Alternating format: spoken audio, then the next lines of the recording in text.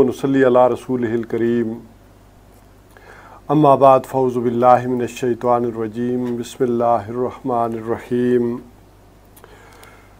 یسبح للہ ما فی السماوات وما فی الارض لہ الملک ولہ الحمد وہو علی کل شیء قدیر هو الذی خلقکم فمنکم کافر ومنکم مؤمن واللہ بما تعملون بصیر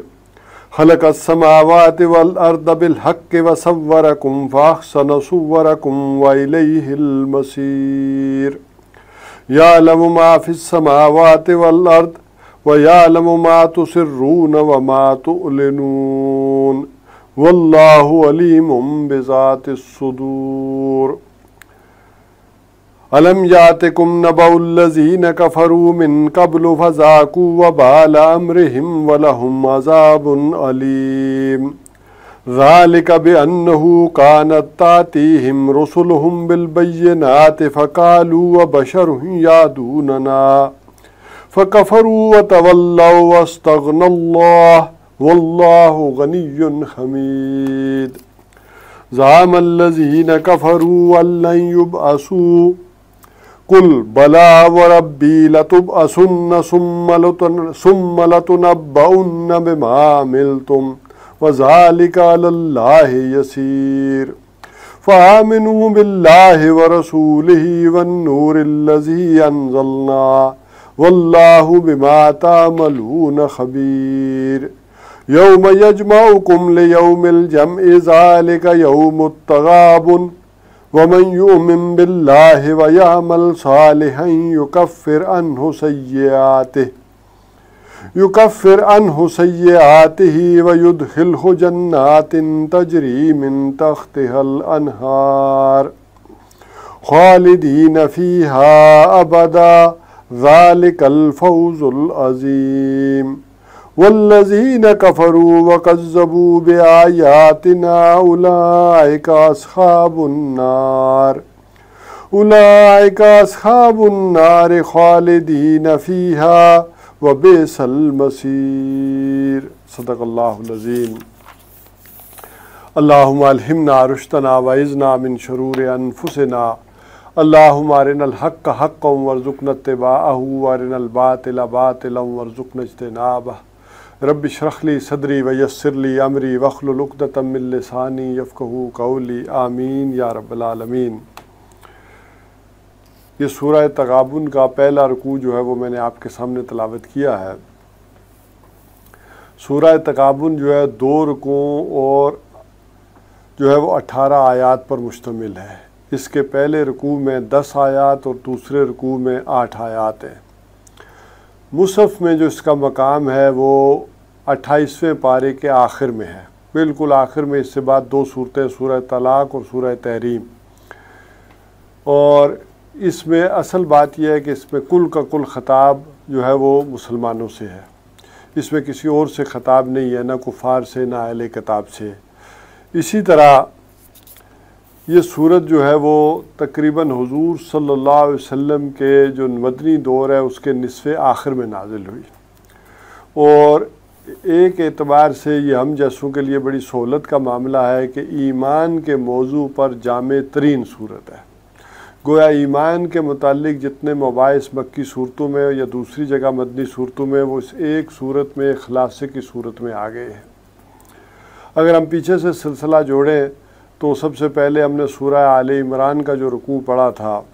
آخری رکوع، تو اس میں تشکیل ایمان یعنی سنتھسس آف ایمان۔ پھر اس کے بعد سورہ نور کا جو ہے وہ 5واں رکوع، جس میں ہم نے سمجھا تھا کہ یعنی 3 تماثیل کے ذریعے ایمان کی اس حقیقت کو کہ کمپوننٹ آف ایمان یعنی اجزائے ترکیبی ایمان کے۔ اب یہاں جو اس کا ایک باطنی پہلو ہے وہ بھی ہمارے سامنے آئے گا، لیکن خلاصے کے طور پر چونکہ پوری جو صورت ہے ایک جامع ترین صورت ہے ایمان کے موضوع پر، تو پورے کا پورا ایک معاملہ یہاں آ رہا ہے کہ جو مضمون دوسری جگہوں پر پھیلے ہوئے ایک جگہ خلاصے کی صورت میں آ گئے۔ جیسے ہوتا ہے کہ وہ جن لوگوں کو وقت نہیں ملتا، کم پڑھے لکھے ہوتے ہیں یا زندگی میں دوسرے علوم پر جو ہے وہ صرف کر دی تو وہ ٹیسٹ پیپر یا کوئی خلاصے لے لیتے ہیں، تو ہمارے لیے یہ ایمان کے موضوع پر گویا خلاصہ ہے اور جامع ترین صورت ہے۔ جس مقام پر یہ واقع ہوئی ہے وہاں 10 مدنی صورتیں ہیں۔ یہ جو مکی اور مدنی صورتوں کا ایک معاملہ ہے کہ جو چلا آتا ہے، جیسے سورہ فاتحہ اور پھر سورہ فاتحہ مکی صورت، پھر سورہ بقرہ، سورہ آل عمران، سورہ نساء اور سورہ مائدہ، یہ مدنی صورتیں اور ایک مکی صورت۔ پھر اس کے بعد سورہ جو ہے وہ انعام اور سورہ جو ہے وہ آراف، یہ مکی 2 صورتیں۔ پھر 2 صورتیں ہیں جو سورہ انفال اور سورہ توبہ، یہ مدنی۔ پھر سورہ یونس سے لے کر پھر آگے سورہ مومنون تک جو ہے یہ 14 جو ہے وہ مکیات اور پھر ایک مدنی صورت ہے، یعنی وہ جو سورہ نور جس کا ہم نے جو ہے وہ جس کے 5ویں رکوع کا ہم نے مطالعہ کیا تھا۔ پھر اس کے بعد 7 مکی صورتیں سورہ سجدہ تک، سورہ فرقان سے لے کر سورہ سجدہ تک، تو وہ جو ہے وہ وہاں پر آ جائے گا۔ پھر ایک ہی مدنی صورت ہوگی سورہ احزاب۔ تو یہ جو جہاں آخر میں یہ جو گروپ ہے، جس کے بعد پھر آگے آخری پارے کی جو ہے وہ مکیات آئیں گی، مکی صورتیں، تو اس میں 10 صورتیں، تو گویا مدنی صورتوں کا سب سے بڑا اکٹھ، یعنی سب سے زیادہ مدنی صورتیں اس گروپ میں ہیں۔ اور جو نبی اکرم صلی اللہ علیہ وسلم کے دور میں، یعنی نصف آخر ہے جو مدنی دور کا، اس میں نازل ہوئی ہیں۔ اگرچہ حجم کے اعتبار سے تو پہلی 4 صورتیں، یہ تو 10 صورتیں بھی ملا کر کتنے پر ہیں، کوئی 1.25 پارے پر مشتمل ہے، جبکہ وہاں پر جو ہے وہ تقریباً جو 4 صورتیں ہیں، سورہ بقرہ، سورہ آل عمران، سورہ نساء اور سورہ مائدہ، یہ 6.25 پاروں پر ہیں۔ تو حجم کے اعتبار سے تو وہ اکھٹ بڑا ہے، لیکن تعداد کے اعتبار سے یہاں یہ زیادہ ہے۔ البتہ یہ جو چھوٹی صورتوں میں نظم قرآن جو ہے، اس کا معاملہ سمجھنا بڑا آسان ہو جاتا ہے۔ جیسے اس میں تو 2 رکوع ہیں، سورہ بقرہ کا نظم تلاش کریں گے ہر آیت کا، کہ چونکہ یہ اس وجہ سے بیان کر رہا ہوں کہ ہر آیت کا اپنی صورت کے ساتھ، ورنہ صورتیں بنانے کی ضرورت کیا تھی؟ اللہ تعالیٰ نے جو صورتیں نازل کی تو ہر آیت کا جو ہے اس صورت کے ساتھ ایک ربط ہے، ایک تعلق ہے۔ جس طرح کہ ایک تسبیح جو ہے وہ ایک ڈور میں پروئی ہوتی ہے، اسی طرح یہ ساری صورتیں جو ہے وہ ایک گویا کہ نظم میں پروئی ہوتی ہے۔ تو چھوٹی صورتوں میں یہ نظم جو ہے وہ سمجھنا، یہ پہچاننا یہ بڑا آسان ہوتا ہے۔ اس حوالے سے ذرا سمجھ لیں کہ یہ جو 18 آیات ہیں، پہلے رکوع میں 10 آیات، 10 آیاتوں میں پہلی 7 آیات جو ہیں وہ ایمان کی نریشن ہے، ایمان کا بیان ہے، یعنی اللہ تعالیٰ کے اسماء و صفات کے بارے میں جو ہے وہ بحث کی گئی ہے۔ پھر اس کے بعد 3 صورتوں میں اس کی پرزور دعوت ہے، ایمان کی دعوت، ایک کلمہ فا وہ جدا کرتا اور پھر دعوت۔ اسی طرح پھر جو دوسرا رکوع ہے اس میں 8 آیات، اس میں بھی جو ہے وہ پہلی 5 آیات کے میں ایمان کے ثمرات، اس کے مضمرات یا مقدرات، اور پھر 3 آیات میں جو اس کے عملی تقاضے ہیں ان کو پورا کرنے کی ایک زوردار دعوت ہے۔ تو پہلی جو 7 آیات ہیں ان کو بھی سمجھ لیں کہ پہلی 4 آیات میں ایمان باللہ، اللہ تعالیٰ کے جو اسماء و صفات ہیں اس حوالے سے جو اس کا تعارف اور پہچان ہے وہ آ گئی، اور پھر اس کے بعد 2 آیات ایمان بالرسالت پر، اور پھر 1 آیت جو ہے وہ ایمان بالآخرہ پر۔ تو یوں 4 اور 2 جو ہے وہ 6 اور 1 7، یہ 7 آیات جو ہے ایمان باللہ کے اوپر جو ہے وہ گفتگو ہو رہی ہے۔ پھر 3 آیات کے اندر پرزور دعوت، تو جو جس سلسلے میں ہم ابھی تک پڑھ رہے تھے قرآن حکیم میں، اس میں پہلی دفعہ جو ہے زوردار دعوت آئی ہے ایمان کی، چونکہ ظاہر بات ہے کہ وہاں سورہ نور کا جو ہے وہ 5واں رکوع ہے، اس میں تو ایمان کا لفظ بھی نہیں آیا، اور ایک حقیقت جو ہے وہ تماثیل کے ذریعے سامنے رکھی جائے، جبکہ سورہ آل عمران میں ایمان کا لفظ تو آیا، لیکن آیا ان آمنوا بربکم فآمنا، ربنا اننا سمعنا منادیا ینادی، تو ان آمنوا بربکم، وہاں بھی ایک آیا کہ پکارنے والے کو ہم نے سنا خبریہ انداز میں۔ تو یہاں پہلی دفعہ زوردار دعوت آئی کہ فآمنوا باللہ ورسولہ، ایمان لاؤ، لیکن یہاں ذرا عکسی ترتیب آ گئی۔ عکسی ترتیب اس اعتبار سے کہ یہاں ایمان باللہ کا بیان اور ایمان بالرسالت کا بیان جو تھا وہ 6 آیات کے اندر، اور ایمان بالآخرہ کا بیان 1 آیت میں، یہاں الٹ ہو گیا۔ جب دعوت دی گئی تو چونکہ عمل کے اعتبار سے سب سے مؤثر شے ایمان بالآخرہ ہے، تو 3 آیات میں سے 1 آیت، بلکہ وہ بھی پونی آیت، 1 آیت کے اندر ایمان باللہ اور ایمان بالرسالت، اور 2 آیات کے اندر جو ہے وہ ایمان بالآخرہ۔ اچھا، اسی طرح جو اگلا رکوع ہے اس کے اندر بھی 5 آیات میں ایمان کے جو بھی ثمرات ہیں، مقدرات ہیں، مضمرات، یعنی جو بھی اس کے اندر چیزیں چھپی ہیں، اس میں سے 4 وہ چیزیں ہیں جن کا تعلق باطن سے ہے۔ انسان کا ذہنی اور فکری معاملہ کیا ہے، اس کی جو بھی کہیں گے کہ مینٹل ایٹیچیوڈ کیا ہے، اور ایک عملی تقاضا، یعنی 5 آیات میں جو ہے وہ ایک عملی تقاضا اور 4 جو ہے وہ عملی تقاضا کہہ لیں، یا عملی ایک جو پھل ظاہر ہوگا وہ ہے، اور 4 آیات کے اندر اس کا فکری اور نظریاتی پہلو جو ہے وہ اس کا بیان آیا، اور پھر 3 آیات کے اندر فاتقوا اللہ ما استطعتم، پھر کلمہ افعال سے کہ وہ زوردار دعوت دی گئی اس کے عملی تقاضوں کو پورا کرنے کے لیے۔ تو یہ ایک مختصر تعارف ہو گیا جو ہے وہ سورہ تغابن کا۔ لیکن یہاں ایک بات اور سمجھ لیں کہ یہاں ایمان بمقابلہ، ایمان عام طور پر 2 چیز منفی جو حقیقتیں ہیں یا چیزیں ان کے مقابلے میں آتا ہے، ایک کفر کے مقابلے میں اور ایک آتا ہے جو ہے نفاق کے معاملے میں۔ تو جو مکی صورتوں میں زیادہ تر ایمان بمقابلہ جو آیا ہے کفر آیا ہے، تو اور مدنی صورتوں میں اصل میں ایمان کی جو باطنی حقیقت ہے، یعنی حقیقی ایمان ہے، اس کی ضد کے طور پر آیا ہے، یعنی نفاق کے طور پر آیا ہے۔ یعنی ایمان ایک جو ہے قانونی ایمان، اس کی ضد ہے، یعنی ظاہر ہے کہ یہ ضد کے حوالے سے آپ پوچھیں گے تو وہ بات یہ ہو جائے گی کہ عربی کا جو مقولہ ہے کہ تعرف الاشیاء باجدادہا، چیزوں کی حقیقت پہچانی جاتی ہے ان کے اجداد کے، جو ان کے مخالف ہیں، متضاد ہیں، ان سے۔ جیسے اندھیرے کی حقیقت واضح ہوتی ہے روشنی سے، اور روشنی کی حقیقت واضح ہوتی ہے اندھیرے سے۔ اگر اندھیرا نہ ہو تو روشنی کا آپ کیا تصور کریں گے، کیا اس کو ڈیفائن کریں گے؟ تو روشنی ہے تو اندھیرے کو ڈیفائن کرنا آسان ہے، اور اندھیرا ہے تو روشنی کو ڈیفائن کرنا آسان ہوتا ہے تو اسی طرح یہ جو اس کی ازداد ہیں، تو یہ جو متضاد چیزیں ہیں اس حوالے سے، یعنی کفر کے حوالے سے پہچاننا ایمان کو، اور ایک ہے نفاق کے حوالے سے۔ تو سورہ تغابن میں زیادہ تر یہ جو بات آئی ہے وہ آئی ہے نفاق کے حوالے سے ایمان، اس یعنی پس منظر میں جو ہے وہ ایمان کی حقیقت بیان کی گئی ہے۔ یہی وجہ ہے کہ سورہ تغابن سے پہلے سورہ منافقون ہے، پہلے اس حقیقت کو یعنی نفی،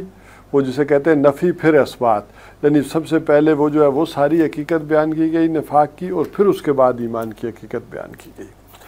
تو اس کے بعد اب ذرا آیات کا ہم ترجمہ کر لیتے ہیں۔ یسبح للہ ما فی السماوات و ما فی الارض، پاکی بیان کر رہی ہے اللہ کے لیے ہر وہ شے، ما فی السماوات جو کہ آسمانوں میں ہے، و ما فی الارض اور جو زمین میں ہے، یعنی پاکی بیان کر رہی ہے اللہ کے لیے ہر شے آسمانوں اور زمین کی، یعنی زمین و آسمان سے مراد یعنی کائنات کا ذرہ ذرہ، ہر شے جو ہے وہ اللہ تعالیٰ کی پاکی بیان کر رہا ہے۔ پہلے اس لفظ کو سمجھ لیں، سبح یسبح کے معنی ہوتے ہیں تیرنا، یعنی کسی چیز کا حرکت کرتے ہوئے، اپنے آپ کو حرکت دیتے ہوئے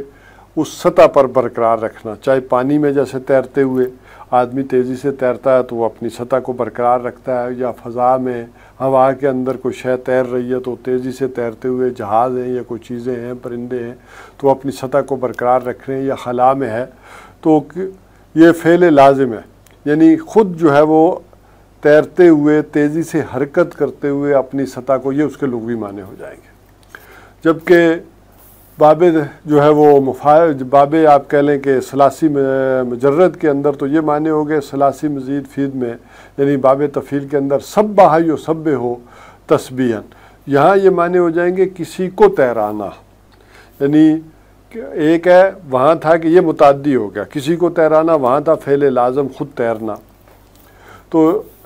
یہ آ گیا کہ کسی کو تیرانا، کہ تیزی سے حرکت دیتے ہوئے کسی شے کو اس کے مدار میں، اس کے مقام کے اوپر برقرار رکھنا، یہ ہے تسبیح، اس کے لغوی معنی یہ ہوں گے۔ اب اس کو لائیں کہ یہاں کن معنوں میں بیان ہوا کہ یہاں اللہ تعالیٰ کی جو ذات ہے، اس کا جو مقام رفیع ہے، اس کو اس کے مقام پر برقرار رکھنا، یعنی یہ بڑے ظلم والی بات ہو جائے گی کہ اس کے مقام سے گرا دیا جائے، یا مخلوقات میں سے کسی کو اس کے مقام پر لایا جائے۔ تو اس اعتبار سے ایک مفہوم لغوی اعتبار سے تو یہ ہو جائے گا کہ اس کو اس کے مقام پر برقرار رکھنا۔ اب اس کے لیے یہ جو تسبیح کے الفاظ استعمال کیے گئے، جو ہم عام محاورہ کہتے ہیں پاکی بیان کرنا، وہ کیا ہے؟ اس کے مقام پر برقرار رکھنا کہ وہ ہر نقص سے، ہر عیب سے منزہ ہے، اعلیٰ ہے، بالا ہے، یعنی اس اعتبار سے کہ ہر شے جو ہے وہ اللہ تعالیٰ کی تسبیح کر رہی ہے کہ میرا جو بنانے والا ہے وہ منزہ ہے، اعلیٰ ہے، بالا ہے، یعنی ذرا اس کی قدرت کاملہ، حکمت بالغہ کا تم کیا اندازہ کر رہے ہو۔ تو ہر شے جو ہے وہ پکار پکار کر یہ کہہ رہی ہے۔ اب یہ جو تسبیح ہے یہ بھی دونوں اعتبارات سے ہو سکتی ہے، ایک کہ تسبیح حالی اور ایک ہے تسبیح قولی۔ تسبیح حالی کے بارے میں تو ایک یہ معاملہ ہو جائے گا کہ کائنات کا ذرہ ذرہ وہ اپنے بنانے والے کی گویا کہ منہ بولتا ثبوت ہے اس کے علم و حکمت کا، کہ دیکھو جیسے وہ ہوتا ہے نا کہ آپ کوئی تعریف کر رہے ہیں کہ یہ میز بڑا اچھا بنا ہے، تو یہ میز کی تعریف کر رہے ہیں تو گویا کس کی تعریف کر رہے ہیں؟ اس کے بنانے والے کی، اس کارپینٹر کی۔ اسی طرح ایک پھول ہے تو جب آپ کہتے ہیں کتنا خوبصورت پھول ہے تو وہ تعریف ہو رہی ہوتی ہے اس کے بنانے والے کی، اس کے خالق کی۔ تو یوں ہر شے جو بھی کائنات کے اندر موجود ہے وہ اپنے خالق کی منہ بولتا جو ہے وہ تعارف جو ہے وہ پیش کر رہی ہے، منہ بولتی تعریف کر رہی ہے۔ اور ایک اور بات بھی ہے کہ جس طرح سورہ بنی اسرائیل میں آیا وَإِن مِّن شَيْءٍ، کوئی شے بھی ایسی نہیں ہے اِلَّا يُسَبِّحُ بِحَمْدِهِ، جو اس کی تعریف نہ کرے، جو اس کی حمد نہ کرے، جو پاکی نہ بیان کرے، یعنی کوئی شے ایسی نہیں ہے، لیکن وَلَٰكِن لَا تَفْقَهُونَ تَسْبِيحَهُمْ، لیکن تم ان کی تسبیح کو نہیں سمجھ سکتے۔ جیسے ایک جگہ اور مقام پر بھی آتا ہے اللہ تعالیٰ نے ہر چیز کو کوئی نہ کوئی زبان دی ہے، تو ہو سکتا ہے کہ ہم اس کو نہ سمجھ پاتے ہوں، اللہ تعالیٰ نے کوئی زبان دی ہو ہر ایک شے کو، اور اس زبان سے بھی وہ شے جو ہے ہر کائنات کی جو ہے وہ اللہ تعالیٰ کی اس اپنی زبان سے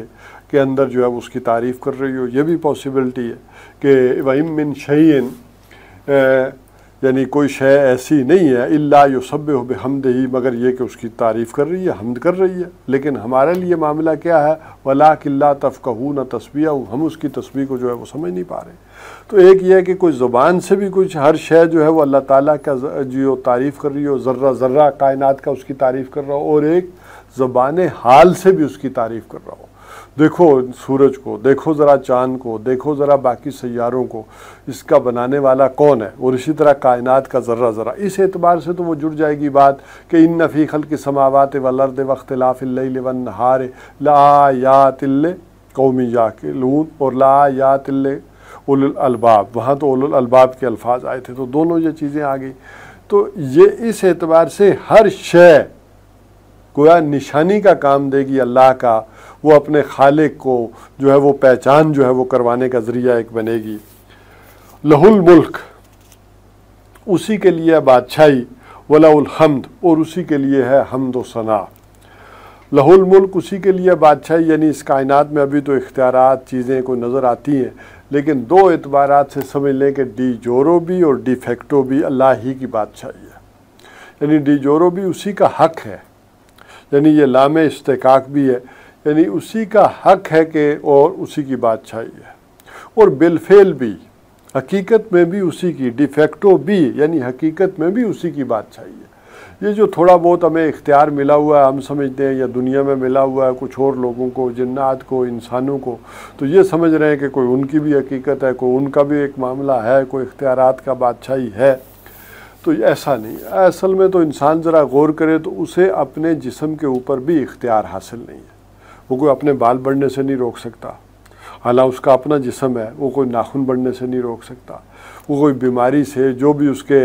اعضاء و جوارے کے اندر جو بھی آپ کہہ لیں کمزوریاں آ رہی ہیں ان کو روکنے پر وہ قادر نہیں ہے۔ تو انسان تو اپنے جسم پر بھی قادر نہیں ہے۔ یہ وقتی طور پر کوئی تھوڑا بہت اختیار دے دیا گیا، اور وہ بھی کیوں دے دیا گیا؟ خلق الموت والحیات لیبلوکم ایکم احسن عملا، یہ بھی آزمائش کی غرض سے، امتحان کی غرض سے۔ ایک طرف جو ہے وہ یہ اختیار دیا، دوسری طرف جو ہے وہ اٹریکشن رکھ دی اور ذمہ داریاں دے دیں کہ دیکھو ذرا تم کیا کرتے ہو، تم حرکتیں کیا کرتے ہو۔ تو یہ ایک معاملہ ہے اس کی بادشاہی کا کہ حقیقت میں تم دھوکے میں نہ پڑو، اسی کی بادشاہی۔ آج ٹھیک ہے کسی کو اگر نہیں نظر آ رہی تو نہ نظر آئے، لیکن ایک وقت آئے گا لمن الملک اليوم، کہ کس کی ہے بادشاہی آج کے دن۔ اس دن جو ہے للہ الواحد القہار، آج تو اس چھائے ہوئے زبردست جو ہے وہ تنہا وہ جو ہمارا رب ہے اس کی بادشاہی ہوگی، وہ سب کو اس وقت نظر آ جائے گی، آج نہیں۔ وَلَهُ الْحَمْدُ، اور اسی کی ہے حمد و ثنا، یعنی حمد و ثنا۔ یہ حمد اصل میں عربی میں جو دونوں الفاظ ہیں، جو تعریف کے بھی اور حمد کے بھی، یہ دونوں کے، حمد بھی عربی کا لفظ ہے، تعریف بھی ہے، ثنا بھی ہے، لیکن یہ دونوں چیزیں جو ہے وہ آ جاتی ہیں۔ ان میں فرق اتنا ہے کہ حمد میں وہ بات بھی شامل ہو جاتی ہے کہ اس چیز سے چاہے ڈائریکٹلی یا انڈائریکٹلی انسان جو استفادہ کر رہا ہے تو وہ بھی شکر کس کا کر رہا ہے؟ اللہ کا۔ مثال کے طور پر آپ کو کوئی چیز ملی ہے تو وہ ٹھیک ہے، براہ راست آپ اس سے استفادہ کر رہے ہیں، چاہے والدین ہی کیوں نہ ہوں، انشکر لی ول والدیک، ٹھیک ہے، والدین ہیں ان کا بھی شکر کرو، لیکن اصل شکر میرا ہے۔ اسی طرح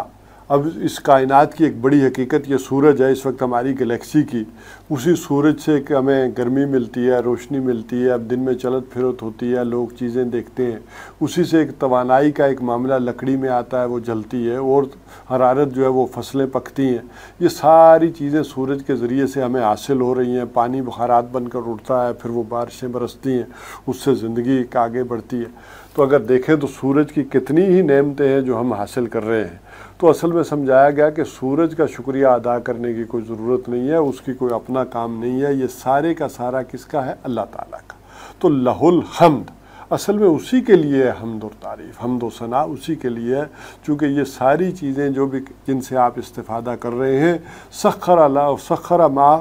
یعنی جو بھی چیزیں ہیں زمین میں اور آسمان میں، یہ ساری کی ساری اللہ تعالیٰ نے تمہارے لیے مسخر کر دی ہیں۔ سخر لکم الشمس والقمر، تو اللہ تعالیٰ نے کام میں لگا دیا، مسخر کر دیا، سورج کو بھی اور چاند کو بھی اور اس زمین کی بھی، ہر ایک شے کو تمہارے لیے، تو اس کا شکر ادا کرنا۔ البتہ ایک ذرا یہاں اس کو نظریاتی اعتبار سے سمجھ لیں، لہ الملک ولا الحمد، ولا الحمد میں اصل میں آ جاتی ہے اللہ تعالیٰ کی جو حمد و ثنا ہے، اس حوالے سے اس کے جو معبود ہونے کے حوالے سے وہ بات نمایاں ہوتی ہے۔ تو چونکہ مکی صورتوں میں تو اللہ تعالیٰ کی یہ جو نظریاتی اعتبار سے، یہ جو لہ الحمد والا معاملہ ہے، یہ نظریاتی اعتبار سے ہے، فکری اعتبار سے، عقائد کے اعتبار سے ہے، ایمانیات کے اعتبار سے، تو وہ تو مکی صورتوں کا خاص مضمون رہا ہے لہ الحمد کے حوالے سے، کہ اللہ تعالیٰ کی جو توحید ہے اعتقادی سطح پر، وہ ہے مکی صورتوں کا مضمون۔ اور یہ جو لہ الملک ہے، اللہ کو حاکم تسلیم کرنا، یہ اصل مضمون ہے یہ مدنی صورتوں کا۔ چونکہ مکہ میں تو اصل معاملہ تھا نظریات کا، عقائد کا، تو وہاں اس کی پرزور نفی کی گئی کہ دیکھو ان ہستیوں میں کچھ نہیں رکھا، ان کو پوجو نہ، اللہ تعالیٰ کو پوجو، وہی ہے خالق کائنات ہے اور وہی بنانے والا ہے، یہ تمہاری ہاتھوں کی جو بنی ہوئی مورتیاں ان میں کچھ نہیں ہے، ان کے آگے سے کوئی شے لے بھی جائے، کوئی شے مکھی، تو وہ بھی اس پر قادر نہیں ہے کہ لے سکے۔ تو یہ ایک حقیقت تو وہاں واضح کی گئی، لیکن اصل مسئلہ توحید عملی کا جب آتا ہے، نظریاتی توحید کا معاملہ تو ہو گیا لہ الحمد، لہٰذا مکی صورتوں میں لہ الملک پہلے لایا گیا کہ اسی کی بادشاہی ہے، اس کی حاکمیت ہے، اس حاکمیت کو انسان جو ہے وہ تسلیم کرنے کو تیار نہیں ہے، یعنی وہ مان رہا ہے کہ اللہ معبود ہے، لیکن اس کے باوجود جو انسانوں کی مرضی ہے، وہ چاہے انفرادی سطح پر ہو چاہے اجتماعی سطح پر ہو، وہ انسان جو ہے وہ اس کام میں لگا ہوتا ہے کہ وہ ماننے کو تیار نہیں ہوتا۔ نوع انسانی اجتماعی سطح پر اور انفرادی سطح پر اس حقیقت کو تسلیم نہیں کرتی، حقیقت کو تسلیم کرتی بھی ہے تو اس پر عمل پیرا گویا کہ نہیں ہو رہی عملی اعتبار سے۔ وَهُوَ عَلَىٰ كُلِّ شَيْءٍ قَدِيرٌ، وہ ہر ایک شے پر قادر ہے۔ اب اس میں اصل میں اس میں بھی ایک آخرت کی بات بھی آ جاتی ہے کہ یہ سارا کچھ ظاہر کب ہوگا۔ یہ انسان کے اندر آتا ہے کہ یہ جو عملی ایک تنزلی آتی ہے تو اللہ تعالیٰ کیسے ہم زندہ ہوں گے، کیسے اٹھائے گا، کیسے ہم، وہ جو فرمایا کہ وہ ہر شے پر قادر ہے، وہ تمہاری انگلیوں کے پور بھی، یہی وجہ ہے کہ اس کے ساتھ جو ہے پھر سورہ قیامہ کا جو ہم مطالعہ کریں گے تو وہاں اس کا مضمون خاص یہی ہے۔ تو وہ علیٰ کل شیء قدیر، وہ ہر شے کے اوپر قادر ہے۔ یہ اللہ تعالیٰ کی جو صفت قدرت اور علم ہے، سب سے زیادہ قرآن حکیم میں ان دونوں کا بیان آیا ہے، اللہ کی صفت قدرت، اللہ کی صفت علم۔ اور لفظ کل، وہ کیسے قادر ہے، کیسے بنائے گا، کس طرح سے کرے گا، ہمیں نہیں معلوم، لیکن لفظ کل میں آ جاتا ہے وہ ہر شے پر قادر ہے، ہر شے کر سکتا ہے۔ وَهُوَ الَّذِي خَلَقَكُمْ فَمِنْكُمْ كَافِرٌ وَمِنْكُمْ مُؤْمِنٌ، وہی ہے جس نے تمہیں پیدا کیا تو پھر تم میں سے کوئی جو ہے وہ کفر کی روش اختیار کرتے ہیں اور کوئی جو ہے وہ مومن کی کوئی ایمان لاتے ہیں۔ اصل میں پھر یہ ذرا باطن میں جھانکنے کے لیے ایک بات کی گئی کہ بنایا سب کا بنانے والا تو وہی ہے، سب کو پیدا اس نے کیا، سب کو بنایا اس نے، لیکن ذرا دیکھو कोई तुम में से क्या है, कोई शुक्रगुजार है और कोई नाशुक्रा है, कोई उसको मानता है कोई नहीं मानता, इनकार करता है। तो ये तकसीम क्यों है? ये इस गलतफहमी की बुनियाद पर है कि शायद वो खालिक नहीं, मालिक नहीं, वो लहुल मुल्क वलाहुल हम्द का उसका मसला है। तो बहरहाल ये अब झांकने के लिए, गौर व फिक्र के लिए एक बात आई कि क्या वजह है कि सबको उसने पैदा किया। वल्लज़ी खलक़कुम, वही है जिसने तुम्हें पैदा किया। फ़मिनकुम काफ़िरुन, तो तुम में से कोई जो है वो काफिर है और कोई तुम में से मोमिन है। वल्लाहु बिमा तामलून बसीर, और जो कुछ तुम करते हो अल्लाह उसको देखता है। अब ये महज देखना क्या हुआ? वो देखता है तो उसमें एक धमकी का अंदाज है कि अभी तुम्हारी छूट है, तुम्हारी रस्सी दराज की हुई है, तुम जो कुछ कर रहे हो तो ऐसा नहीं है कि इसका नतीजा नहीं निकलेगा। वो देख रहा है, जैसे वालिदैन कहते हैं अपने बच्चों को, देखो मैं तुम्हें देख रहा हूँ, तुम्हारी हरकतों को देख रहा हूँ। तो ये अल्लाह ताला कह रहा है कि मैं तुम्हें देख रहा हूँ। वो बंदे भी जो उसके ईमानदार बंदे हैं, मोमिन बंदे हैं, जो उसके अहकामात पर अमल कर रहे हैं, वो भी उसकी निगाह में, और जो नाफरमानी कर रहे हैं वो भी उसकी निगाह में। वो कह रहा है मैं उनको भी देख रहा हूँ, मैं निपट लूँगा फिर उनसे। खलक़स समावात वल अर्द, वही है जिसने खलक़स समावात वल अर्द बनाया, आसमानों और ज़मीन को तख्लीक की इनकी बिलहक़ के हक़ के साथ। यानी यहाँ ज़रा एक अंदाज़ा अपना यूँ भी करो कि वो रब जिसने इस पूरी कायनात को बनाया, यानी आसमानों और ज़मीन को बनाया, इस कायनात का एक तस्वुर दिया, इस सारी का पैदा करने वाला है, उसने तुम्हें बनाया और इस कायनात की बेहतरीन मखलूक बनाया, अक्सर तकवीम के दर्जे पर बनाया। तो ज़रा अपना अंदाज़ा करो कि हम तुम्हें यूँ ही छोड़ देंगे, बेकार की शय समझ कर छोड़ देंगे। अफ़हसिब्तुम अन्नमा खलक़नाकुम अबसन व अन्नकुम इलैना ला तुरजऊन, और हमारे पास तुम लौट कर नहीं आओगे। तो ये वाली जो बात कही गई कि पूरी जब वो कायनात को बना रहा है, यूनिवर्स को बना रहा है, तो तुम ज़रा अपना अंदाज़ा करो कि इस कायनात के अंदर तुम्हारा मकाम और मर्तबा क्या है, तुम अल्लाह ताला की जो क्रिएशन है उसका एक क्लाइमैक्स हो। तो अब तुम्हें यूँ ही तो नहीं छोड़ दिए जाओगे। तो बिलहक़ के उसने ये सारा कुछ हक़ के साथ बनाया है, हक़ के साथ बनाया यानी बामकसद बनाया, पर्पसफुल बनाया है। जैसे हम वहाँ सूरह आले इमरान के आखिरी रुकू में पढ़ आए थे कि ए अल्लाह पाक है तुझसे, ये सब कुछ तूने बेकार पैदा नहीं किया, बातिल पैदा नहीं किया। अल्लज़ीना यज़कुरून अल्लाह क़ियामन व क़ुऊदन व अला जुनूबिहिम व यतफ़क्करून फ़ी ख़ल्क़िस समावाति वल अर्द रब्बना मा खलक़्ता हाज़ा बातिला सुब्हानक, तेरे बारे में ऐसा तस्वुर किया जाए घटिया कि ये तूने कोई खेल रचाया, ये खाम खा है, अबस है, नहीं, ये तूने बेकार। तो उसके हक़ और के मुकाबले में आता है बातिल। वही बात कि दोनों को एक दूसरे के मुकाबिल लाकर जो है वो पहचानी जाती है बात। हर वो शय जो वाक़अतन मौजूद हो हक़ है, हर वो शय जो मौजूद ना हो वो बातिल है, शराब है। जैसे हम पिछली सूरत में भी पढ़ाए थे, शराब धोखा के नज़र आ रहा है, पानी है तो नहीं है, तो अब वो शराब हो तो वो बातिल है। हर शय जो मौजूद है वो हक़ है। इसी तरह हर शय वो जो अक़ल के दायरे में आती है, अक़लन मुसल्लिम है तो वो हक़ है, और वो जो अक़लन मुसल्लिम नहीं है वो बातिल है। इसी तरह हर वो शय जो इख़लाक़न वाजिब है वो भी हक़ है। जो इख़लाक़न आपकी जो फितरत वो जो बताती है, उस एतबार से अगर देखेंगे तो वो शय भी मानी जाएगी कि ये हक़ है। हर वो शय जो इख़लाक़न वाजिब नहीं है वो बातिल है। तो ये तीन चीज़ें मौजूद हो गई कि हर शय जो वाक़अतन मौजूद है वो हक़ है, हर शय जो इख़लाक़न जो है वो मुसल्लिम है वह वाजिब है, हर शय वो जो अक़लन मुसल्लिम है और जो वाक़अतन मौजूद है, और चौथी चीज़ आ गई जो बामकसद है, पर्पसफुल है, वो चीज़ भी हक़ है। जो बेकार है, बेमकसद है, ये शय बातिल है। तो ये सारा कुछ जो अल्लाह ताला ने आसमानों और ज़मीन को पैदा किया, ये बेकार नहीं है, ये बातिल नहीं है, ये बामकसद तख्लीक है, ये पर्पसफुल तख्लीक है। ये तो इस एतबार से यहाँ उस मुकाबले में आया कि ये बामकसद है, इस सारी का एक मकसद है। और इस कायनात के अंदर जो तुम्हारा इतना मकाम और मर्तबा है, तुम जो यहाँ के एक क्लाइमैक्स जो है वो शुमार होते हो, तो तुम्हारा भी कोई मकसद है। सोचो, वसव्वरकुम फ़अहसन सुव्वरकुम, और तुम्हारी नक्शा कशी की क्या ही खूबसूरत नक्शा कशी की। वाक़अतन ये जो लोग जो है वो बायोलॉजी पढ़ते हैं और एनिमल ट्री जो है वो डिफ़ाइन करते हैं, वो इनको उनका इदराक हो सकता है कि इस सारे हैवानात में से इंसान का जो हैवानी योला है वो भी किस कदर मुमताज़ है,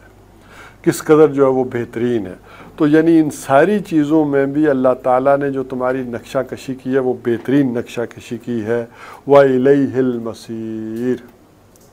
اب یہ جو بات آ گئی کانٹے کی کہ اسی کی طرف جو ہے وہ لوٹ کر جانا ہے، وہ پھر حساب لے گا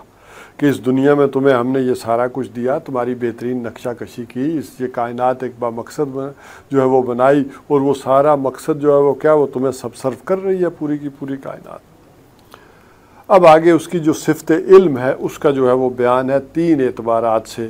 یعلم ما فی السماوات والارض، وہ جانتا ہے کہ جو کچھ کے آسمانوں میں ہے اور زمین میں ہے،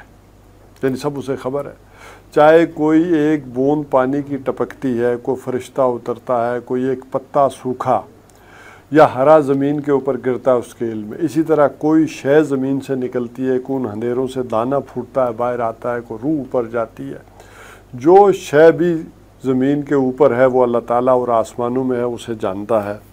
وَيَعْلَمُ مَا تُسِرُّونَ وَمَا تُعْلِنُونَ، اور وہ جانتا ہے جو کچھ کہ تم چھپاتے اور جو ظاہر کرتے ہو۔ ایک ہے آدمی ذرا کیا بات کرنی ہے اور کیا نہیں کرنی، یہ ذرا سوچ سمجھ کر کرتا ہے۔ تو یہ جو تمہارے اندر کے بھید ہیں شعوری سطح پر، ایک ہے کہ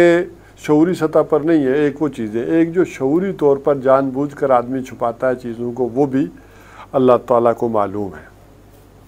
اور جو تم ظاہر کر رہے ہو، بیان کر رہے ہو، اندر کیا تھا باہر کیا تھا وہ جانتا ہے۔ واللہ علیم بذات الصدور، اور اللہ تعالیٰ جو ہے وہ جو کچھ کے سینوں کے اندر ہے اسے بھی جانتا ہے۔ یعنی ایک وہ چیزیں ہیں کہ جو تمہاری شعور کی سطح پر بھی نہیں ہیں، یعنی تمہارے اندر کون کون سے جو ہے وہ لاوے کھول رہے ہیں، کون سے جذبات جو ہے وہ امنڈ رہے ہیں، کس چیزوں کے تحت تم حرکت کر رہے ہو جو تمہارے علم میں بھی نہیں ہے۔ واقعتاً یہ بڑا مشکل کام ہے کہ انسان گہرائی میں اتر کر وہ جو سب کانشیس مائنڈ ہے یا لاشعور ہے اس کے اندر دیکھ سکے اور معلوم کر سکے کہ وہ کیا ہے، اس کے پیچھے یہ جذبہ محرکہ کیا ہے، کس چیزوں وہ جو عمل کو تحریک دینے والی چیزیں ہیں وہ کیا ہیں۔ یہی وجہ ہے کہ کہا جاتا ہے نفسیات کے میدان میں کہ تم خود کبھی بھی اندازہ نہیں لگا سکتے کہ تمہارے اندر یہ جو پیچھے چیزیں تھیں، محرکات عمل تھے، وہ کس کس اعتبار سے تھے، کیوں تھے۔ اور یہ جو ماہرین نفسیات ہوتے ہیں یا ہمارے صوفیاء کرام تھے، واقعتاً وہ پھر اس کا ایک اندازہ لگاتے تھے اور کرتے تھے۔ خود انسان کا بڑا ہی کوئی ذہین آدمی ہو، بڑا ہی غور و فکر کرے تو شاید کوئی اپنے اندر جھانک کر ان چیزوں کے بارے میں بھی سراغ لگا لے اور کسی درجے میں لگا لے۔ تو اللہ تعالیٰ کہتے ہیں کہ میں ان چیزوں کو بھی جانتا ہوں۔ تو یہ 3 اعتبارات سے اللہ تعالیٰ نے کہا کہ وہ پوری کائنات کے اندر ہر شے جو ہے وہ اسے بھی جانتا ہے۔ اسی طرح جو تم چھپاتے اور ظاہر کرتے ہو وہ انہیں بھی جانتا ہے، اور جو کچھ تمہارے سینوں کے اندر ہے وہ اسے بھی جانتا ہے۔ یعنی 3 ڈائمنشن اس کے علم کی بیان کی گئی۔ یعنی واللہ علیم بالصدور والا معاملہ جو آ رہا ہے کہ وہ جو اندر سینے کے اندر چیزیں ہیں انہیں بھی جانتا ہے۔ یہ 3 ڈائمنشن جو ہے وہ بیان کی گئی۔ جیسے میں نے کہا تھا کہ 2 چیزیں اللہ تعالیٰ کے یعنی صفات جو ہے وہ بہت زیادہ قرآن حکیم میں بیان ہوئی، ایک اللہ تعالیٰ کی صفت علم اور ایک اللہ تعالیٰ کی صفت قدرت۔ تو دونوں کا یہاں بیان آ گیا۔ اگلی 2 آیات میں ایمان بالرسالت کا بیان ہے، وہ انشاءاللہ العزیز ہم ایمان بالرسالت کا جو بیان ہے وہ کل پڑھیں گے۔ آج ذرا انہی آیات کو جو ایمان باللہ کے اوپر یہ 4 آیات آئی ہیں ان کا ایک رواں ترجمہ اس شعور کے ساتھ دوبارہ جو ہے وہ جو ہم نے سمجھی ہے بات اس کے اعتبار سے پڑھ لیں، تو پھر ایمان بالرسالت اور ایمان بالآخرہ پر کل آئیں گے۔ فرمایا یسبح للہ ما فی السماوات و ما فی الارض، پاکی بیان کر رہی ہے ہر وہ شے جو آسمانوں میں اور زمین میں ہے۔ حمد میں اور پاکی میں بھی ایک فرق ہوتا ہے۔ حمد کیا ہے کہ مثال کے طور پر آپ کسی آدمی کی تعریف کرتے ہیں کہ اس میں یہ خوبی ہے، یہ بھلائی ہے، یہ اچھائی ہے، یہ اس کے اندر صفات ہیں، یہ ساری آپ نے بیان کر دی، تو یہ حمد ہو رہی ہے۔ لیکن ہو سکتا ہے اس میں کوئی کمی اور کوتاہی بھی ہو، کوئی نقص بھی ہو، تو تعریف جب مکمل ہوتی ہے کہ دونوں پہلو بیان کر دیے جائیں۔ تو یہاں حمد کا ایک معنی یہ بھی ہوتے ہیں کہ ہر خوبی ہر بھلائی اس کا سرچشمہ کون ہے؟ اللہ تعالیٰ۔ تو ہر خوبی اور بھلائی بھی وہ بھی اللہ، جتنی بھی صفات ہیں جتنی بھی ہم سمجھ سکتے ہیں وہ اللہ کے اندر، اور جو بھی خامیاں ہیں، کوتاہیاں ہیں، کمیاں ہیں، ان سے وہ پاک ہے، منزہ ہے، اعلیٰ اور بالا ہے۔ تو یوں تعریف دونوں پہلوؤں سے مکمل ہوگی۔ تو یہاں اس کا ایک پہلو ہے युसब्बिहु लिल्लाहि मा फिस समावाति व मा फिल अर्द, जिसको आसान मुहावरा यूँ किया गया कि पाकी बयान कर रही है हर वो शय जो आसमानों में है और ज़मीन में है, चाहे वो ज़ुबान हाल से कर रही हो, चाहे वो कोई उसे अल्लाह ताला ने कोई ज़ुबान दी है, चाहे वो उससे वो पाकी बयान कर रही है। लहुल मुल्क व लहुल हम्द, तो उसी की यह बादशाही जो है वो और उसी की जो है वो हम्द और तारीफ़, यानी जो नज़रियाती एतबार से भी और अमली एतबार से भी खालिक व मालिक अल्लाह ताला है, उसी की जो है। वैसे तो कहा ये अल्फाज यूँ भी हो सकते थे कि अल मुल्क लहू,